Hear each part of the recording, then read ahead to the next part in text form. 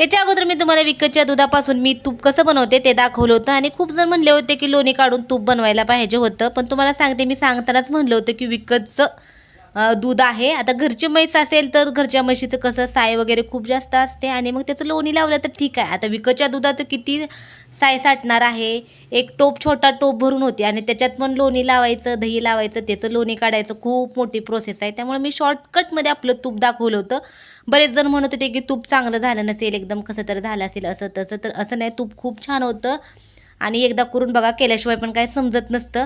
पातेलं करपते मात्र, पण तूप खूप छान होतं. आणि तूप गाळून जे हा राहिलेला आहे ना, तर हे सेम आपण विकत खावा आणतो ना, सेम खाव्यासारखं लागतं. त्यामुळे मी ह्याला टाकून न देता काय केलं, तूप साईडला काढलं आणि ते डबल साखर टाकली आणि त्याच्यामध्ये व्यवस्थित पसरून घ्यायचं. साखर टाकायची आणि नंतर काय करायचं, साखर थोडीशी पातळ झाली का एका प्लेटमध्ये काढायची, नंतर थंड झाल्यावर खायची. अगदी खवा खातो ना, सेम तशीच लागते.